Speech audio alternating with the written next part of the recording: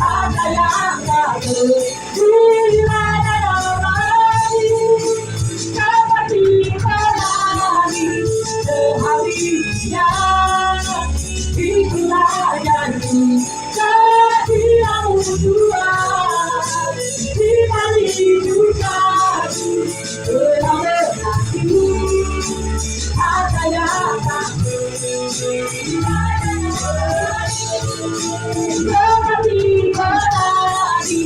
berlari seharinya. Itulah janji setiamu Tuhan di balik dukaku benar-benar ada yang baru di mana lagi ada yang baru di mana lagi ada yang baru di mana lagi. Inilah kemuliaan yang Tuhan janjikan di dalam setiap kehidupan kami sebagai orang-orang percaya. Oleh sebab itu kami percaya firman Allah akan memberikan kami kekuatan menuju pada kemuliaan Allah yang bisa hidupkan setiap kehidupan kami. Hamba tetap berjanji di hadapan Tuhan, hamba wajib jemaat Tuhan. Hanya firman Allah yang hidup, yang benar dan yang sempurna ini. Inilah firman Allah yang hidup. Kami ingin mendengar di dalam nama Bapa, Putra, dan Roh Kudus, di dalam nama Tuhan Yesus Kristus dan katakan amin. Sudah masuk, haleluya. Pekan yang lalu saya berbicara tentang living with Holy Spirit, hidup atau tinggal bersama dengan Roh Kudus. Nah, penting bagi saudara dan saya untuk hidup bersama dengan Roh Kudus. Yesus naik ke sorga, di sebelah kanan Allah Bapa dia duduk, dan ada dua janjinya yang kemarin kita sudah dengar. Janji yang pertama adalah dia janji akan datang kembali untuk menjemput saudara dan saya. Yang kedua janjinya adalah dia berjanji tidak akan membiarkan saudara dan saya menjadi yatim piatu, tetapi dia menjanjikan Roh Kudusnya untuk saudara dan saya. Hari ini saya akan berbicara tentang, masih temanya tentang Roh Kudus, karena ada pencurahan Roh Kudus, gereja ada pencurahan Roh Kudus itu kurang lebih sekitar 10 hari. Jadi dari hari kenaikan Yesus ke surga, 10 hari itu adalah masa penantian, dan hari yang ke-10 Roh Kudus itu dicurahkan. Ini dari gereja. Tapi kita akan lihat kebenarannya sesuai firman Tuhan itu seperti apa. Nah, saudara, coba kita buka di dalam Kisah Para Rasul 2 ayat yang pertama sampai ayat yang ke-8. Demikianlah firman Tuhan. Ya, demikianlah firman Tuhan. Ketika tiba hari Pentakosta. Ketika tiba hari Pentakosta, saat itu pada waktu tiba hari Pentakosta, Roh Kudus belum dicurahkan. Tapi pada saat tiba hari Pentakosta, jadi hari Pentakostanya tiba. Hari Pentakostanya muncul, hari Pentakostanya bertepatan saat itu, di hari itu, di tanggal itu adalah hari Pentakosta. Nah, pada saat hari Pentakosta tiba, ternyata semua orang percaya berkumpul di satu tempat. Nah, jadi pada saat hari Pentakosta ada orang-orang percaya kumpul di satu tempat. Nah, dia mengadakan yang namanya kemungkinan besar. Kemungkinan besar itu biaya wifi juga bisa juga. Kita tidak tahu, tapi yang pasti ada orang-orang percaya yang kumpul di suatu tempat. Ketika apa? Ketika tiba hari Pentakosta. Saat itu adalah hari Pentakosta. Lanjutkan lagi. Tiba-tiba Ya. turunlah dari langit. Nah, tiba-tiba turunlah dari langit, yaitu adalah pencurahan Roh Kudus. Kita kembali di ayat yang pertama. Jadi pada waktu tiba hari Pentakostanya sudah tiba dulu. Habis itu baru saat itu Roh Kudusnya dicurahkan, turun dalam kehidupan. Dan saya mau bilang bahwa apa itu hari Pentakosta? Hari Pentakosta itulah dari bahasa Yunani, namanya adalah Pentakos, yang berarti hari ke-50. Ini adalah hari ke-50 setelah Paskah. Jadi hari Pentakosta itu adalah hari setelah Paskah. Paskah itu apa? Passover. Passover itu adalah suatu perayaan orang Yahudi, bagaimana orang Yahudi keluar dari tanah Mesir ke tanah perjanjian. Ini adalah hari Paskah, namanya adalah Passover. Nah, pada saat sudah di hari Paskah, 10 harinya adalah hari, namanya adalah hari Pentakosta. Jadi hari Pentakosta itu apa Pak? Nah, di dalam perjanjian lama hari Pentakosta dikenal sebagai hari raya 7 minggu atau hari raya panen. Itu ada di dalam Imamat 23 ayat 15 sampai ayat 21, dan di Ulangan 16 ayat 9 sampai ayat ke-12, yaitu hari untuk mempersembahkan hasil pertama dari panen gandum kepada Tuhan. Jadi hari Pentakosta adalah merayakan hari panen. Merayakan hari panen, hasil pertama untuk Tuhan, itu adalah hari Pentakosta. Anda boleh cek. Tetapi banyak orang Kristen berpikir Pentakosta adalah pencurahan Roh Kudus. Tidak. Pentakosta bukan hari pencurahan Roh Kudus. Tapi akan pas di hari Pentakosta. Ada nanti begini. Hari Lebaran itu bukan hari kelahiran saya. Bukan. Tapi saya lahir pas saat itu Lebaran. Apakah hari kelahiran saya Lebaran? Bukan. Pas saat itu saya lahir yang pas di hari Lebaran. Tapi hari Lebaran itu bukan hari kelahiran saya.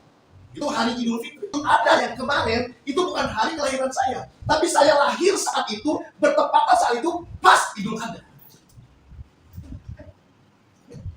Hari Pentakosta bukan hari pencurahan Roh Kudus. Tetapi hari panennya orang Yahudi. Tetapi saat itu pencurahan Roh Kudus, pas Roh Kudus dicurahkan, lidah-lidah api ada, tiba-tiba Roh Kudus turun dari langit ke suatu bunyi seperti tiupan angin keras dan lain-lain seluruhnya. Pas saat itu Roh Kudusnya turun pas di hari Pentakosta. Jadi Roh Kudus turun, dia bisa di hari apa aja. Nah ini dia lagi mau di hari Pentakosta. Nggak apa-apa juga. Salah. Kalau Roh Kudus turun di hari Lebaran, salah nggak? Nggak salah. Tapi hari Lebaran bukan hari pencurahan Roh Kudus. Tapi Roh Kudus saat itu turun pas bertepatan di hari Lebaran. Anda harus mengerti dulu ini. Dan ini dasar. Maka itu orang bilang bahwa Pak, ini hari Pentakosta adalah hari pencurahan Roh Kudus. Bukan. Hari Pentakosta bukan hari pencurahan Roh Kudus. Hari Pentakosta adalah hari panennya orang Yahudi. Tetapi saat hari panennya orang Yahudi pas juga bertepatan juga saat itu Roh Kudus dicurahkan. Berarti Roh Kudus bisa dicurahkan kapan aja? Kapan aja? Di hari ulang tahun saya bisa. Bisa. Pak, di hari Lebaran Pak bisa. Pak, di hari Maulid Nabi Pak bisa. Pak, di hari Selasa apalagi bisa. Di Rabu Pak bisa. Di Minggu apalagi Minggu. Harinya Tuhan pasti bisa. Jadi Roh Kudus mau dicurahkan kapanpun juga bisa. Tidak terpaku sama hari. Tidak terpaku sama menunggu 10 hari. Kenapa harus menunggu 10 hari? Ntar saya kebalik. Kenapa sih harus menunggu 10 hari sih? Pada waktu Yesus naik, kenapa harus menunggu 10 hari? Kenapa nggak langsung aja? Nah, ntar kita akan bahas. Tiba-tiba turunlah dari langit suatu bunyi seperti tiupan angin keras yang memenuhi seluruh rumah di mana mereka duduk. Dan tampaklah kepada mereka lidah-lidah seperti nyala api. Terus yang bertebaran.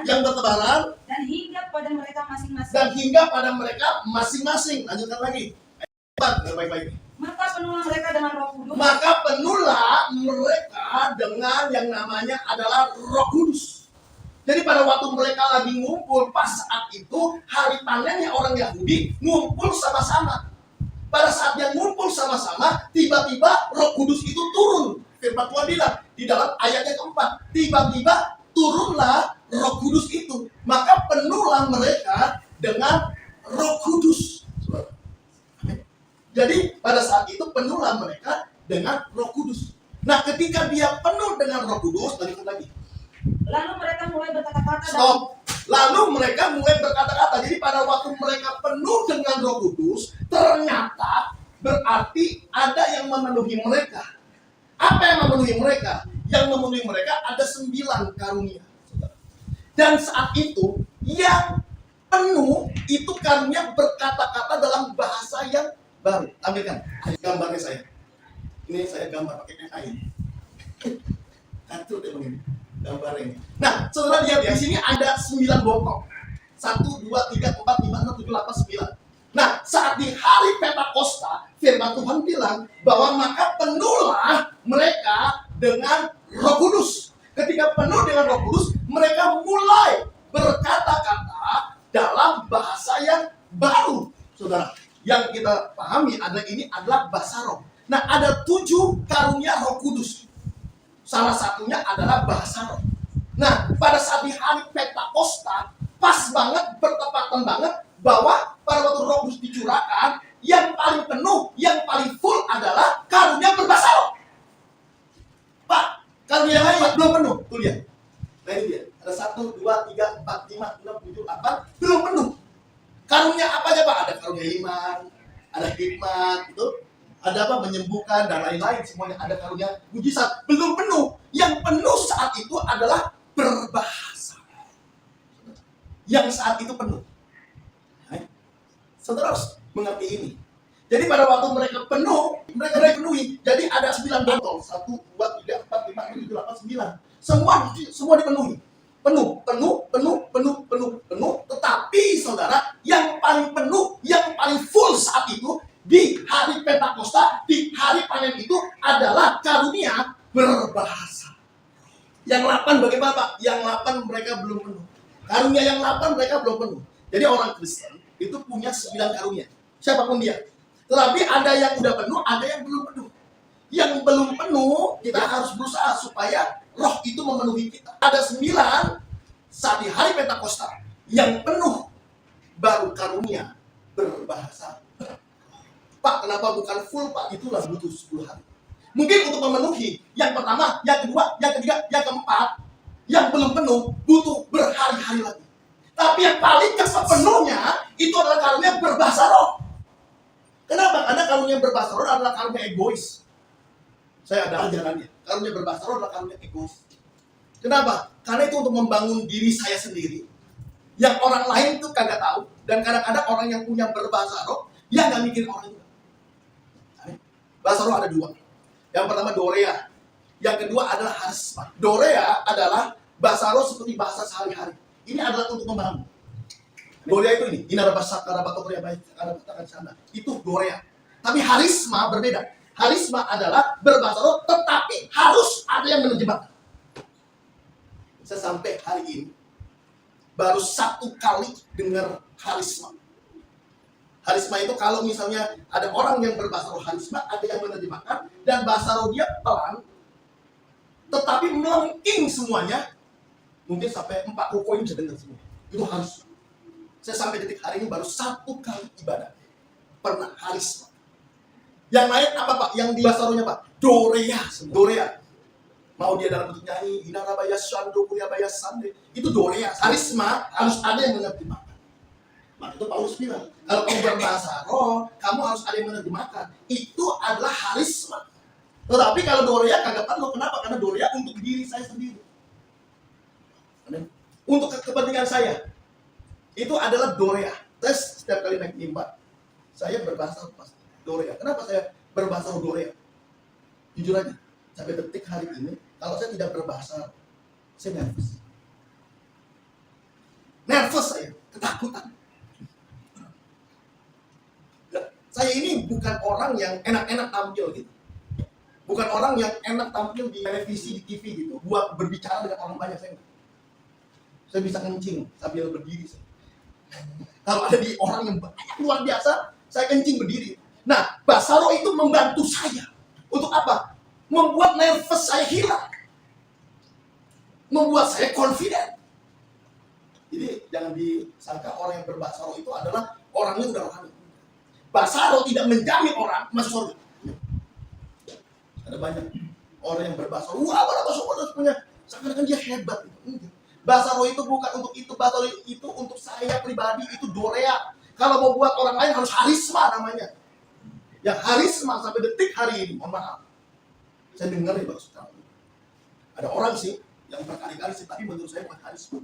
Saya berbahasa roh, tidak apa Yuri menerjemahkan. Bukan, itu doreanya saya. Diterjemahkan menurut pikiran dia, perasaan dia, apa yang ada timbul di dalam hatinya dia. Padahal sebenarnya terjemahannya bukan itu. Harisma berbeda sekali. Harisma itu bahasa roh itu dari kedengar tuh sampai KFT bisa dengar. Itu harisma. Itu bahasa roh lengkingannya luar biasa. Lengkingannya luar biasa. Orangnya ngomongnya biasa. Tapi dia melengking semua. Ini adalah yang orang dibaptis Roh Kudus. Berkata-kata dalam bahasa yang baru semua dorea. Meskipun saat itu ada di samping kanan. Tidak ada bahasa ya Tuhan Yesus mengasihi kamu, mencintai kamu. Iya, kenapa? Itu dari perasaan dia. Dari apa yang Tuhan tahu dalam hidupnya dia. Boleh-boleh aja sebenarnya. Tapi bukan terjemahan itu. Masa orang terjemahan begini. Lama, ya Tuhan Yesus mengasihi kamu dan kamu harus tunduk sama dia. Bahasa roh cuma lama. Harusnya dia bilang haleluya, bagus itu.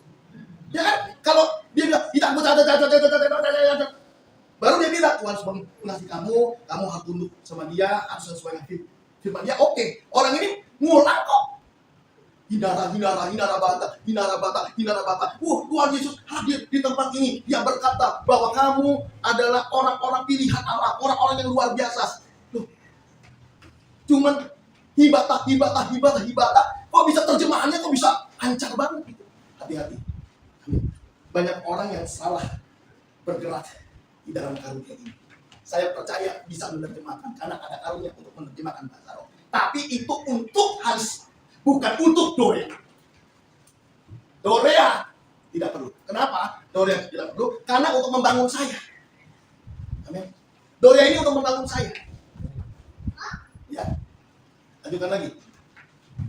Maka penuhlah mereka dengan Roh Kudus. Maka penuhlah mereka dengan yang namanya adalah Roh Kudus. Maka itu ya ada 9 karunia.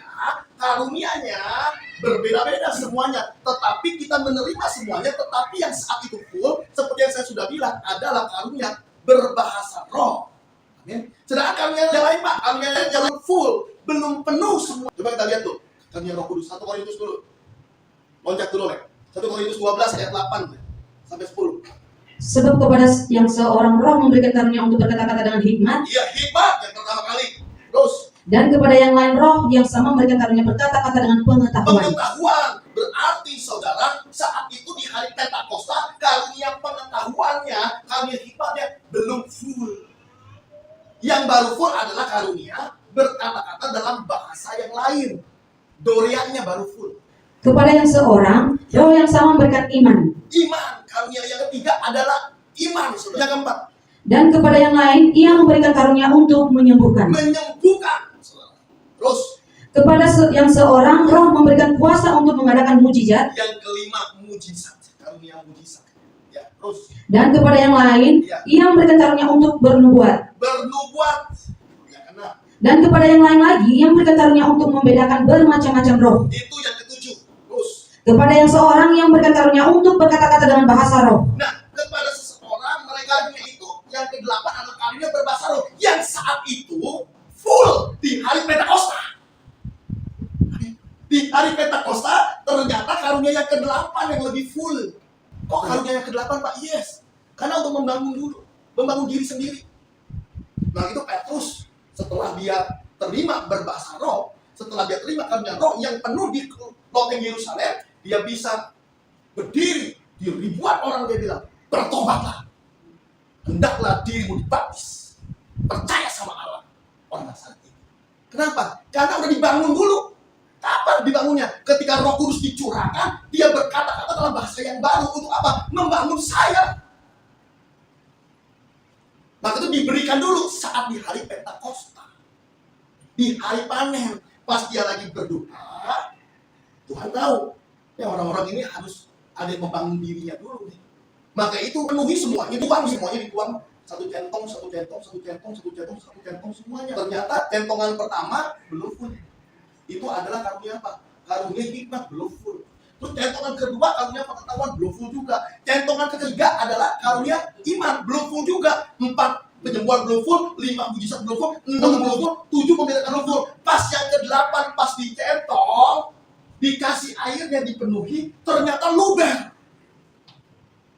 Maka itu pencurahan Roh Kudus diibaratkan harus ada orang yang berkata-kata dalam bahasa baru atau bahasa roh pada. Karena waktu saat itu yang luber bisa yang lain bisa. Karena iman bisa, menyembuhkan bisa. Dalam bahasa roh gak ada masalah. Ada orang-orang yang hari ini tidak berbahasa roh. Siapa dia? Stephen Tong. Gak berbahasa roh. Sampai kapan? Sampai detik hari ini. Tapi dia penuhnya apa? Karunia hikmat. Karunia pengetahuan. Pengetahuannya luar biasa. Jadi aliran reform. Reform itu gereja yang saklek istilahnya. Ya, luar biasa. Hanya dia yang berani bilang bahwa karismatik dan dia tunjuk orangnya adalah Benny Hinn. Sesat kan? Coba Stephen Tong yang berani.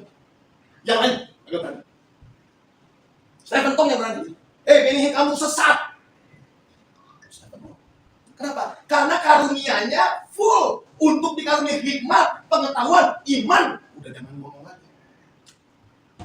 Imannya udah luar biasa. Meskipun ring di mana-mana. Baca Yesus tetap Yesus. Termasuk yang namanya Yusuf Roni. Kalau tahu dari Muslim, wah itu imannya luar biasa juga ya. Yusuf Roni kalah dalam debat. Dia bilang, yang betul saya kalah. Dia bilang, ya akui Alkitab saya memang terbatas. Tetapi, kata dia, meskipun saya kalah, banyak hal yang saya tidak bisa jawab dari Alkitab saya. Tetapi saya tidak akan menjual Yesus saya untuk pindah ke agama. Yusuf Roni luar biasa. Karena iman yang luar biasa dari Yusuf Roni. Jujur aja dia ngomong saat tes. Dia kalah, dia bilang. Dia kalah. Ya, waktu itu dia lawan siapa itu? Kalah, dia kalah. Berarti dia kalah total. Gak apa-apa, kata dia. Tapi saya tidak akan jual. Itu saya kota. Dan saya tetap percaya dia sebagai Tuhan dan Juru Selamat. Itu luar biasa. Kenapa? Ada karunia iman. Saudara saya punya kan? Saudara saya pasti punya. Kenapa? Karena setiap hari kita dipenuhi sama 9 karunia itu dipenuhi seluruhnya. Saat ini saya tidak tahu. Yang full, yang meluber, yang mana? Entah itu karunia iman, entah itu karunia menyembuhkan, membebaskan, membedakan roh, atau apapun juga. Saya tidak pernah tahu seperti apa. Yang full. Entah Tuhan yang full ini. Pak, ada nggak orang yang 99-nya punya? Saya rasa punya. Ada.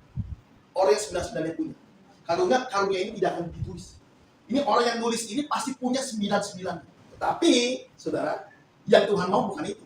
Yang Tuhan mau adalah saling melengkapi semua satu dengan yang lainnya. Ya. Kalau semua orang punya karunia kesembuhan, yang sakit siapa? Kalau semua orang jadi dokter, yang sakit siapa? Atau kalau semua orang misalnya jadi lawyer, perkaranya nggak ada masalahnya. Gimana gitu loh? Kita bingung kan? Kita kan nggak bisa saling melengkapi satu dengan yang lainnya. Hari ini saya punya mata, hari ini saya punya mulut, hari ini saya punya telinga, hari ini saya punya tangan, kaki, dan lain-lain. Semua saling melengkapi satu dengan yang lainnya. Begitu juga dengan karunia. Itu bukan saling membanggakan, tetapi apa? Harus saling melengkapi satu dengan yang lainnya. Amin. Saudara dan saya punya karunia kesembuhan. Saat saya sakit, saya bilang, tolong doakan saya. Saudara saya punya karunia iman.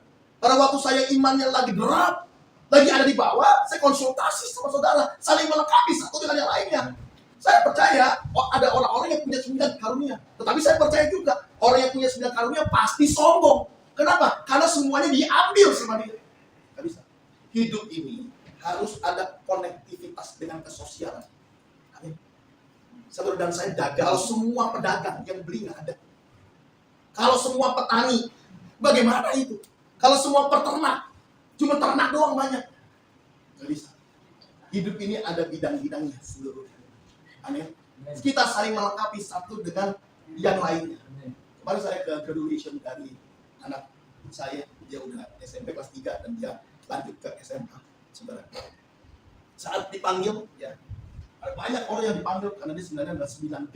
Jadi saya nungguin lah kurang lebih sekitar 1 jam untuk panggil orang doang itu. Panggil orang pasang medali, panggil orang pasang medali 1 jam lebih. Di situ ditulis bahwa namanya ini ada cita-citanya.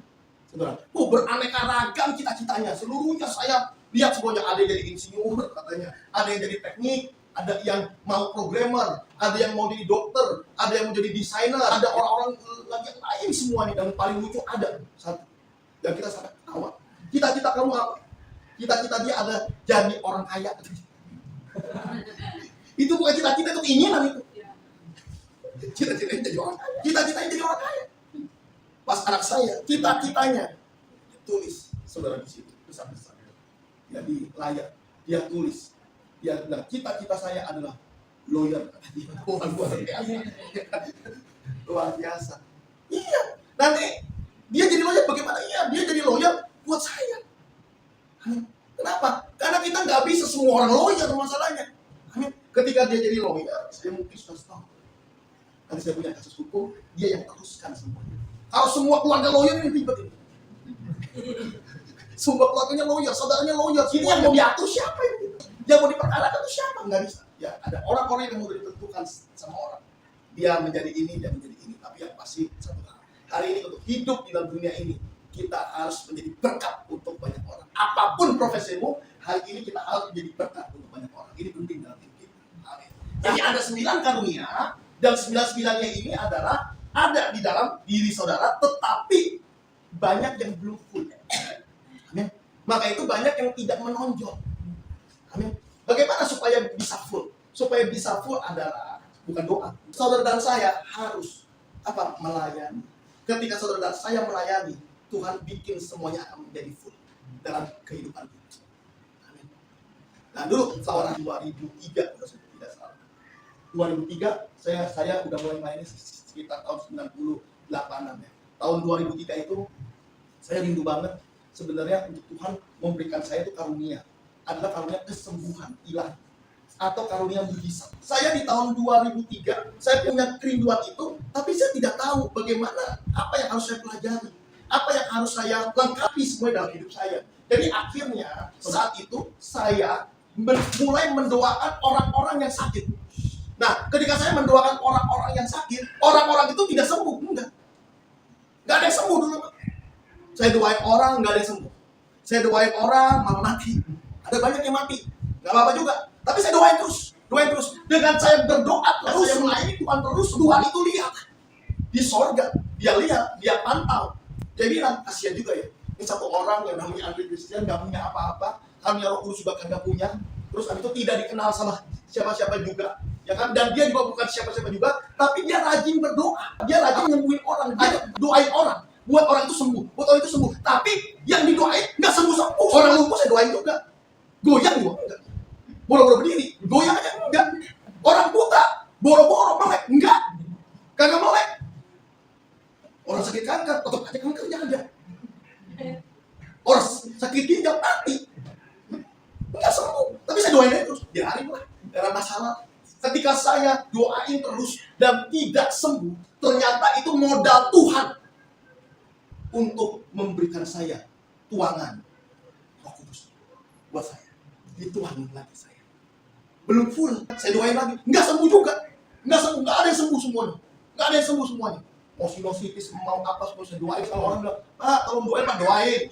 Saya mau sakit perut ya, muntah bed, main thread atau apa, saya doain semuanya. Pokoknya kayak dokter aja. Habis itu nggak sembuh. Tuhan lihat, tuang lagi semuanya. Ketika tuang, dan akhirnya mulai luber. Ketika mulai luber, saya menyembuhkan satu orang yang pertama kali. Adalah orang sakit sinusitis. Saya masih ingat sekali. Sembuh total semuanya. Habis itu dia bilang sama saya, Pak, saya udah sembuh nih, luar biasa. Wah, praise the Lord, luar biasa. Saya tahu saat itu karunia kesembuhan saya lagi full, penuh.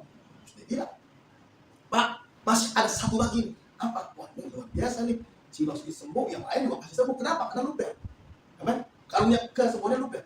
Dia bilang, Pak, ini gini Pak, ya kan, sinusitis sudah nggak ada. Cuma kalau Pak Adil lihat deh, muka saya deh, hidung saya bengkok katanya. Waduh, belum bisa hidup bengkok. Masalahnya, kenapa? Karena untuk hidup bengkok berarti butuh mujizat.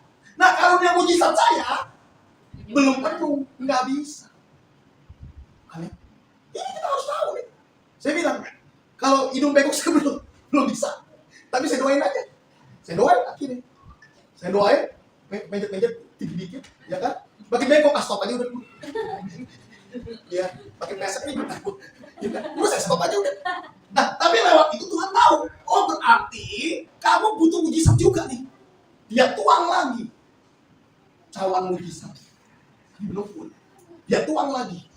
Belum full. Sampai akhirnya dia tuang full. Amin. Sampai akhirnya kita bisa adain mujizat itu. Seperti pinggang kaki, ya kan? Itu live. Itu bagaimana tulang-tulang itu, ya, itu bisa bergerak. Saya pernah 5 cm di Grogol, itu bisa bergerak. Saudara, itu live. Dulu saya itu video yang dibuang. Mengapa? Karena itu kesombongan. Mujizat. Terus banyak lagi yang lainnya. Dia gotong-gotong dari Lampung dia datang dari Lampung gotong-gotong. Ketika datang, pulang dia gotong itu yang namanya adalah kasurnya. Pulang jalan. 8 tahun, 18 tahun, kayak dimana semuanya orang-orang buta, melek. Orang-orang yang berjalan semuanya gampang banget. Kenapa? Karena karunia mujizat itu lagi full, penuh, dituang terus semuanya. Tapi akhirnya, saudara, karena itu adalah kebanggaan kita. Tuhan hancurkan semua. Amin. Kenapa? Kesombongan itu. Amin. Tahun 2003 itu saya mulai. Kesombongan saya mulai bergerak luar biasa. Meskipun kalau di atas mimbar enggak. Semua untuk Tuhan. Karena kagak. Tuhannya saya. Uang yang dicari juga saya semua. Yang dijemput sama Alfa gitu. Saya bukan Tuhan. Amin. Kita bisa lakukan apa aja, ya Tuhan aja. Itulah kesombongan. Lucifer jatuh karena kesombongan. Ditendang sama Tuhan semuanya. Saya pun jatuh karena kesombongan saya. Ditendang sama Tuhan. Nah, Tuhan gak mau ada orang-orang yang menyombongkan diri. Amin. Sampai akhirnya tahun 2018 sampai detik hari ini saya bertobat dan saya tidak pernah doain orang. Kenapa? Karena doa-doain orang boleh, saudara. Tetapi tidak boleh overacting. Nah, banyak orang hamba Tuhan overacting. Ya nggak? Ada tuh pendeta siapa itu? Saya bulas. Jujur saudara, saya ngelihat itu udah enak. Kenapa udah enak? Sorry ya, bagi saya itu kotoran. Kenapa saya bilang, itu kan pelayanan Pak Paulus. Iya, dia belum tahu apakah Tuhan ada. Enggak. Seakan-akan posisi hamba tuh ini, wah puas, langsung rebah semuanya. Jas saya lempar, rebah semua, dak. Apa ya? Waktu dulu tuh seakan-akan saya ini hebat, kuat, luar biasa. Orang enggak. No. Sekarang saya kalau ada orang-orang yang bilang, Pak Ade doain Pak, terus dia udah gini-gini. Gini-gini siap jatuh ini. Dia bilang, Ibu nggak usah, ini Bu, nggak, Ibu kuat berdiri dulu, baru saya doain. Kalau berdiri aja nggak kuat, bagaimana saya doain? Kuat dulu berdiri. Saya suruh dia berdiri dulu, normal dia berdiri. Doain, kali jatuh. Jatuh itu sugesti. Pengurapan saya tahu ada, tapi pengurapan bisa dibuat. Gitu. Kenapa? Karena mereka hamba-hamba ini baru main saat ini. Saya itu udah dikoreksi di 2018 bertobat. 2016-2018 saya bertobat sungguh-sungguhnya. Sebelumnya hamba-hamba Tuhan itu mungkin yang saya doain. Yang sekarang ini muncul di TikTok luar biasa. Seakan-akan hebat. Ada satu orang cewek sama cowok semuanya dari gereja mana semuanya. Aduh, udahlah. Dalam zamannya Yesus, dari zaman pertama Yesus muncul di umur 30 tahun sampai di umur 33 zaman akhir hidupnya, dia pelayanan kurang lebih sekitar 3,5 tahun. Saudara, saya belum pernah lihat murid-murid pasti doain sama Yesus kepet-kepet. Allah Tuhan. Terus Yesus datang, rebah. Belum pernah saya lihat. Kan harus jadi seperti Yesus. Kalau jadi seperti Yesus, ada orang yang kepet-kepet bilang, kalau kamu kepet-kepet, saya akan doain. Kenapa? Karena waktu Yesus doain orang nggak kepet-kepet masalahnya. Ya tidak. Terus waktu pas Yesus doain, Yesus bilang sama Bartimeus, kamu mau apa? Saya buta Tuhan. Jadi kalau kamu buta, bagaimana? Yesus mau lihat lagi ya Tuhan, gimana sih? Orang buta ya, saya mau lihat lagi lah. Dia bilang, ya udah kalau gitu, melek aja sekarang. Melek. Terus, udah Tuhan, ya udah. Sederhana lagi. Itu ya enggak ada tuh. Bartimeus angkat tangannya, terima. Iya, belum pernah tuh Yesus tuh bilang begitu tuh. Amin. Selama 12 tahun. Yesus lihat darah di mana-mana. Sudah, wah puyeng juga nih. Kan tanah kotor begini. Itu sudah berpikir, wah kalau gini mah harus sewa kopi ini. Ribet ini. Ini ribet ini. Kenapa 12 tahun semua darah di mana-mana semua. Mikir, siapa yang mau bersihin? Terus dia bilang, Bu, ibu mau apa sih? Tuhan, saya ini udah 12 tahun pendarahan. Darah di mana-mana. Saya juga udah kagak kuat lagi ngepelnya. Karena kan abis udah keluar darah, dipel lagi supaya nggak keluar lagi Tuhan. Ya udah jadi maunya apa? Ya maunya stop lah. Oh ya udah, kalau mau stop, nanti aku jalan, ya kan? Ya udah, ya tarik aja jubah aku dikit. Tapi jangan banyak-banyak. Banyak-banyak tak lepas semuanya. Oh ya udah Tuhan. Yesus gampang dia jalan, dia tarik dikit. Pada saat itu ada kuasa yang timbul dan dia sembuh. Selesai. Nggak pakai rebahan. Bagaimana bisa rebah? Orang dia ada di lantai. Nggak pakai efek langsung. Itu apa? Enggak tuh. Tapi Yesus sederhana, sangat gampang, simpel sekali. 38 tahun ada di Bethesda. Penyakit apapun juga kalau ada percikan dari air itu dia akan sembuh. Yang 38 tahun dia lumpuh fisik, kakinya tidak bisa bergerak seperti orang normal. Dia kan berbuat sama Yesus. Dia bilang, Tuhan, aku mau sembuh. Ya udah kalau mau sembuh. Tapi nggak ada orang Tuhan yang iniin kolam, yang angkat aku ke kolam semuanya Tuhan. Aku butuh bantuan Tuhan untuk ada di kolam dan air percikan itu pada waktu malaikat datang memercik aku dan aku sembuh. Yesus bilang, gak perlu pakai gituan, udah gak perlu pakai malaikat semuanya. Hari ini kamu ketemu sama aku. Kamu mau apa? Mau sembuh, sembuh. Terus tilamnya angkat aja, dia angkat. Sederhana. Simpel itu. Amin. Sederhana. Yesus punya pelayanan sederhana. Tapi si pendeta ini, hamba-hamba Tuhan ini, melakukan entertainment. Seakan-akan Roh Kudus itu hadir. Seakan-akan Tuhannya hadir. Tuhan lagi gini-gini semua.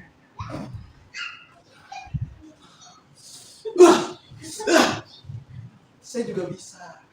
Kenapa? Karena saya adalah mantan pemain entertainment dulu. Kalau udah ngomong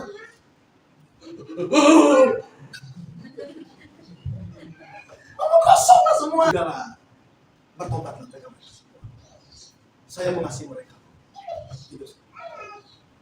Sesuai dengan firman. Sesimpel itu hidup di Yesus. Bikin hidup kita itu lebih simpel. Amin. Jangan bikin hidup kita lebih ribet lagi. Karena Roh Kudus tidak seperti itu. Amin.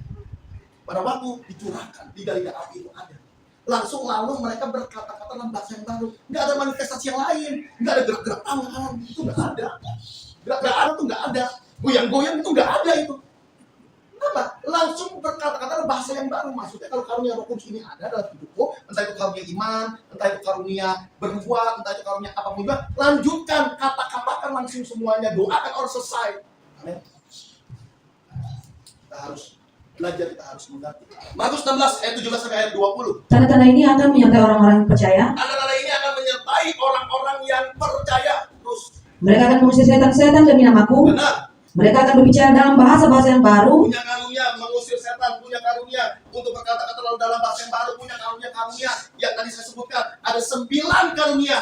Bagi mereka, mereka akan memegang ular. Ya, Dan sekalipun mereka minum racun maut, ya. mereka tidak akan mendapat celaka. Tuh, Mereka akan meletakkan tangannya atas orang sakit, punya karunia kesembuhan, punya karunia mujizat, punya karunia iman. Terus, dan orang itu akan sembuh. oke, terus. Sesudah Tuhan Yesus berbicara demikian kepada mereka, Sesudah Tuhan berbicara demikian kepada mereka, lalu Tuhan ngapain? terangkatlah dia ke sorga. Terangkatlah dia ke sorga. Pada waktu dia terangkat ke sorga, Roh Kudus itu dicurahkan supaya apa? Supaya tanda-tanda orang percaya ini menjadi suatu bukti yang nyata dalam kehidupan kita. Jadi saat ini Tuhan lagi ngomong, sebelum dia berangkat ke sorga, dia bilang ada tanda-tanda setiap orang yang percaya, setiap orang yang nanti akan dipenuhi dengan Roh Kudusnya, ada tanda-tandanya. Tandanya ada 1, 2, 3, 4, 5, 6, dan dalam tanda itu terkaslah di dalam 9 karunia roh.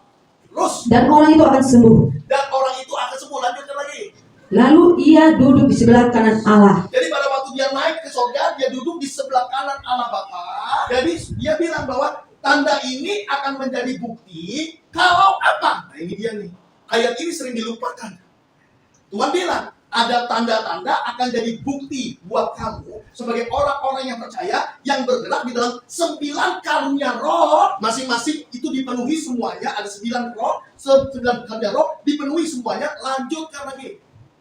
Mereka pun pergilah memberitakan Injil ke segala penjuru. Lalu mereka pergi kemana? Pergi untuk memberitakan Injil ke segala Pergi penjuru. untuk memberitakan Injil. Saudara, jadi gini, ini masih tanda nih. Tandanya apa? Menyembuhkan orang sakit, membangkitkan orang mati, berbicara dalam bahasa roh, punya 9 karunia, firman Tuhan bilang. Ada tandanya, tapi belum jadi bukti. Bukti ada di sini. Buktinya nggak ada. Tuhan juga bilang, kalau kamu orang percaya, kamu tuh punya 9 karunia loh. Kalau kamu orang percaya, kamu tuh punya karunia untuk berkata-kata dalam bahasa yang baru, menyembuhkan, membangkitkan orang mati, atau apapun juga. 9 karunia itu ada di dalam kehidupan kamu. Tetapi Tuhan bilang, sorry bos, Masih tanda. Berikutnya bilang, loh kalau gitu jadi buktinya bagaimana? Setelah itu Tuhan bilang, mereka pun ngapain? Pergi memberitakan Injil ke segala penjuru. Berarti apa? Supaya tanda jadi bukti, saudara saya harus bergerak. Gak bisa kalau kau cuma duduk aja, diam aja, gak bisa. Gak akan jadi bukti. Saya doa sama Tuhan, Tuhan berikan saya karunia kesembuhan setiap hari.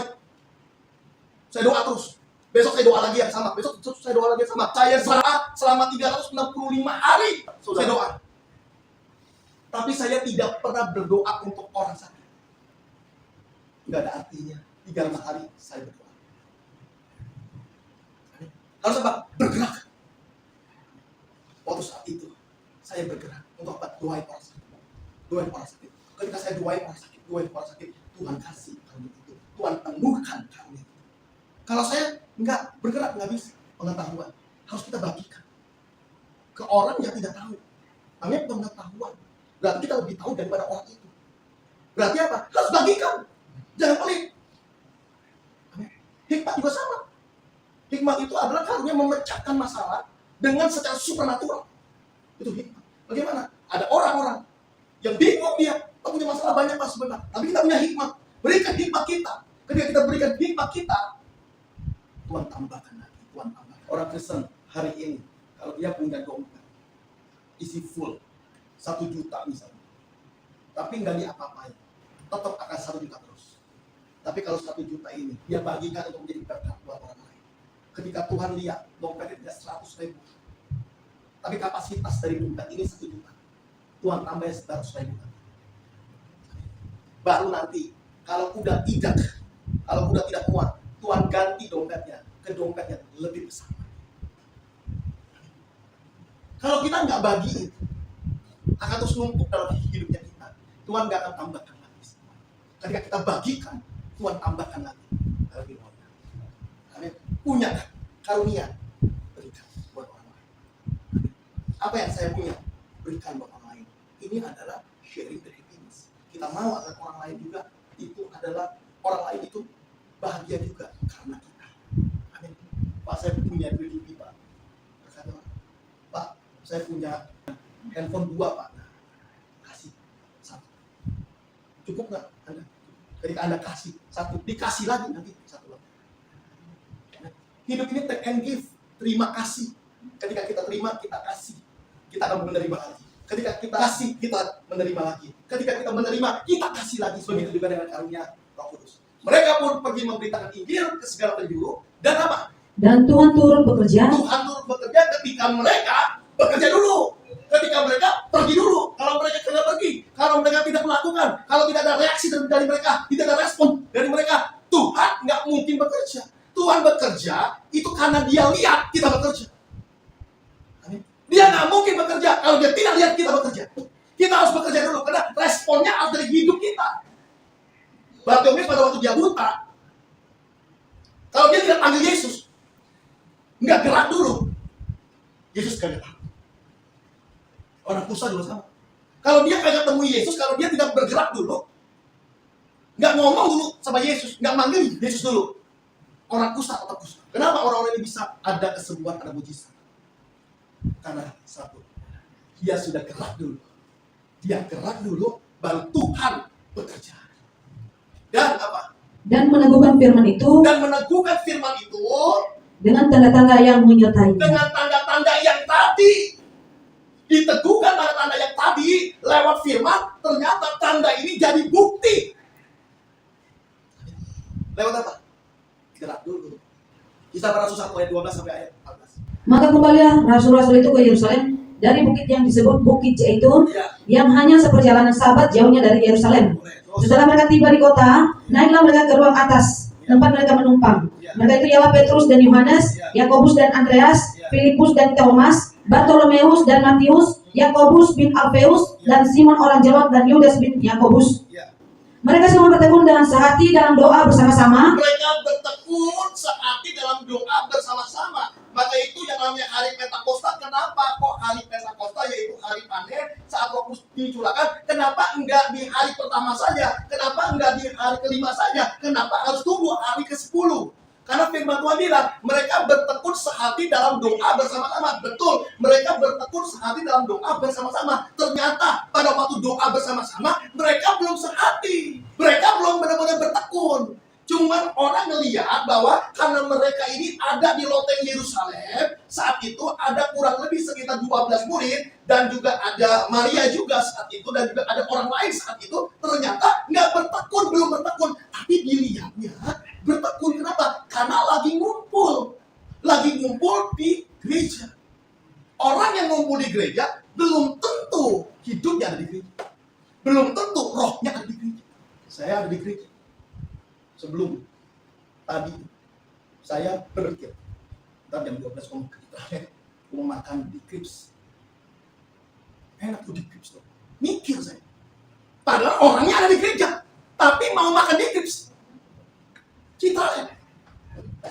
Adanya orang ada di tempat ini, tapi dia mikir. Kompor dimatiin atau belum? Pusingnya kalau kompor belum dimatiin nih. Gundah dia. Jadi orang yang ada di gereja belum tentu pikirannya, rohnya ada di gereja. Saudara, ayo hari ini pikiran, perasaan kita harus ada tertuju kepada Tuhan. Maka itu semua bertekun dengan sehati dalam doa bersama-sama dengan beberapa perempuan, Maria ibu Yesus, dan dengan saudara-saudaranya Yesus. Dilihatnya ngumpul, tetapi yang benar-benar berdoa, maka itu butuh 10. Harusnya apa? Kalau udah sehati, udah bertekun dalam doa, nggak perlu nunggu. Sorry, Tuhan itu tidak perlu nunggu. Tuhan mau menciptakan langit tapi tidak perlu nunggu dia. Dia lihat, jangan manusia butuh apa? Dia ciptakan, tidak perlu nunggu. Nggak ada dia nunggu. Amin. Ini nunggu apa? Nunggu semuanya sehati, nunggu semuanya itu bertekun dalam doa. Amin. Ada yang lagi ibadah, tiba-tiba ke toilet. Ke toilet boleh, tapi ke toilet kok lama banget, kagak balik-balik. Baliknya jam 1 baru balik. Orang-orang udah bubaran dia baru balik. Nggak sehati. Hari ini kita harus sehati. Hari ini kita harus bertekun di dalam doa bersama-sama. Ya. Kisah Para Rasul 1 ayat 6. Maka bertanyalah mereka yang berkumpul di situ, Ya. Tuhan, Ya. maukah engkau pada masa ini memberikan kerajaan bagi Israel? Pasti mau harusnya. Terus Jawabnya, engkau tidak perlu mengetahui masa dan waktu. Tuhan bilang bahwa aduh udah banyak bacot lu. Udah nggak usah ngomong tentang itulah. Yang penting satu nih, mission aku nih. Mission yang aku taruh dalam kehidupanmu. Ayo kan. Yang ditetapkan Bapa sendiri menurut kuasanya. Ya. Tetapi kamu akan menerima kuasa Tapi kamu akan menerima kuasa, firman Tuhan bilang. Terus kalau Roh Kudus turun ke atas kamu. kalau Roh Kudus itu turun ke atas kamu, ada pencurahan Roh Kudus, dan kau dipenuhi di dalam kehidupanmu oleh Roh Kudus itu. Aduh, Dan kamu akan menjadi saksiku. yang pertama kali, yang utama dalam kehidupanmu ketika itu Roh Kudus itu turun, bukan engkau untuk mengajar, bukan engkau untuk memuji menyembah Tuhan, bukan engkau untuk main musik, bukan untuk engkau buat berkorban untuk apa juga, bukan. Tetapi firman Tuhan bilang ini yang utama, yang perlu harus ada di dalam hidupmu, jiwamu, dan juga darahmu adalah ketika Roh Kudus itu turun ke atasmu, ngapain? Dan kamu akan menjadi saksiku. Kamu akan menjadi saksiku. Amin. Banyak orang bisa berkhotbah, tapi tidak menjadi saksi. Banyak orang bisa main musik, memuji menyembah Tuhan, tadi tidak jadi saksi. Banyak orang bisa main drum, bisa main bass, bisa ada di gereja, bisa melayani Tuhan dengan seremonik yang luar biasa, tapi tidak menjadi saksi. Tuhan tahu kalau Roh Kudus itu turun dalam kehidupanmu, engkau harus menjadi saksi. Menjadi saksi. Siapa yang menjadi saksi? Amin. Terus Di Yerusalem, berbicara tentang keluarga. Banyak orang Kristen gak jadi saksi, gak jadi berkat hidupnya. Untuk apa? Untuk keluarganya. Di Yerusalem, di rumah. Rumah ini adalah bukti nyata perbuatan seseorang. Itu rumah. Banyak orang Kristen hari ini tidak menjadi berkat, tidak menjadi saksi. Kenapa? Karena di rumah dia marah-marah, dia emosional, dia tipu barang, dia banding barang, dia gamparin istri, dia gamparin suami. Kenapa? Karena suami istri main gambar-gambar. Ini pertengkaran namanya. Pertengkaran itu apa? Antara suami sama istri. Ada gambaran halus, ada gambaran lembut, ada gambaran kasar. Saudara, nggak jadi berkat. Tadi Pak, pas di gereja Pak, di gereja semua malaikat. Bagus semua. Gak ada yang kagak malaikat. Kalau di luaran semuanya, luar biasa. Firman Tuhan bilang, engkau harus jadi berkat. Kamu tuh kalau sama orang kok baik banget sih Pak. Gitu kan. Sama istri sendiri pelit kamu. Gitu kan. Gitu kan. Kenapa? Harus jadi berkat.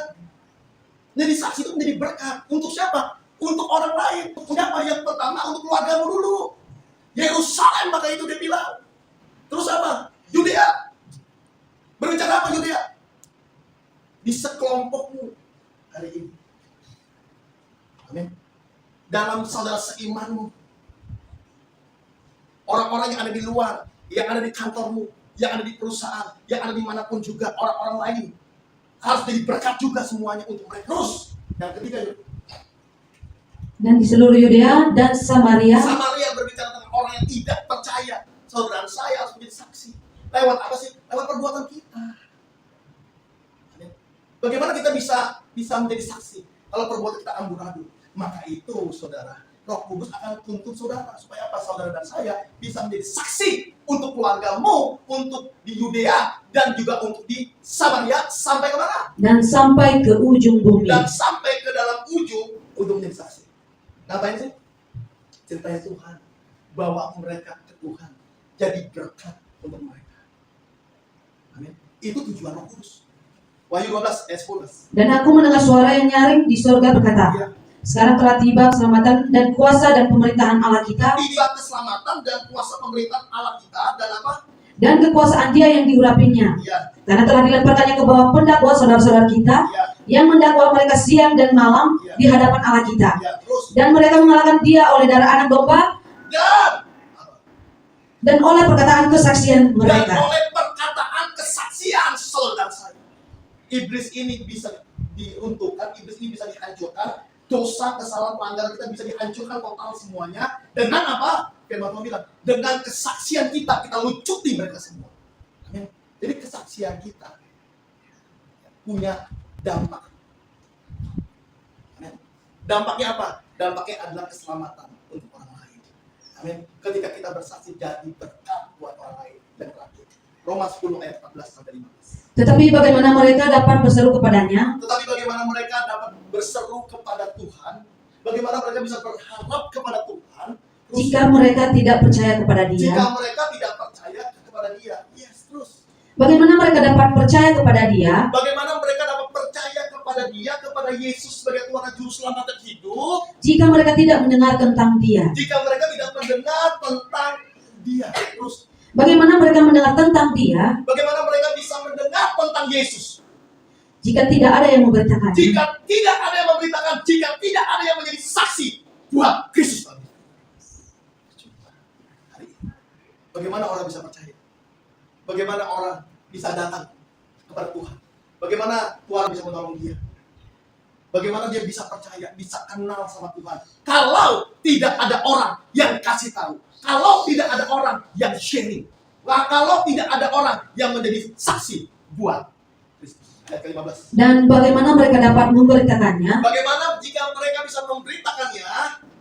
Jika mereka tidak diutus. Jika mereka tidak diutus. Saudara dan saya diutus. Maka itu firman Tuhan bilang, pergi, jadikan segala bangsa dan baptislah mereka. Amin. Untuk apa? Menjadi saksi. Amin. Baru sebelum naik ke surga, baru bilang, aku akan menjemput kamu, tapi aku mau kamu jadi saksi dulu selama aku pergi. Ketika nanti aku balik, aku akan jemput kamu. Jadi saat ini adalah Yesus naik ke surga, dia bilang, aku mau kamu jadi saksi. Aku naik ke surga. Amin. Kita bisa mau bilang, bahasa keren yang saksi, itu adalah asisten. Asisten Yesus kita ini. Amin. Yesus yang naik ke surga. Asistennya saya. Amin. Harusnya hari ini saya ini tidak khotbah. Yang khotbah hari ini adalah Yesus. Tapi Yesusnya masih ada di surga. Kesannya dia liburan gitu. Dia bilang, ada selama aku liburan di BLCC, kamu yang handle aja dulu. Oh ya udah tuh Pak. Tapi di handle terus masalahnya. Kapan Yesus ada jadwal khotbah ini? Saya juga mau dengar khotbah Yesus. Tapi dia bilang, kamu asisten aku, orang-orang pilihan. Kamu yang berkhotbah. Iya, saya khotbah hari ini. Harusnya bukan saya, Yesus. Lanjutkan lagi Yuri. Terakhir. Seperti ada tertulis, Seperti ada tertulis, betapa indahnya kedatangan mereka betapa indahnya karena mereka jadi orang yang datang untuk menjadi saksi, orang yang datang untuk memberitakan firman, orang yang datang untuk menjadi berkat. Firman Tuhan bilang, itu semuanya indah di matanya Tuhan dan di mata orang lain. Terus habis itu apa? yang membawa kabar baik. Yang membawa kabar baik tentang keselamatan. Dan adalah orang-orang yang luar biasa, betapa indah kedatangan mereka, yaitu kedatangan saudara dan saya yang memberitakan firman, menjadi saksi, menjadi asistennya Tuhan, menjadi orang-orang pilihannya Allah untuk membawa kabar baik kepada Tuhan. Tuhan memberkati.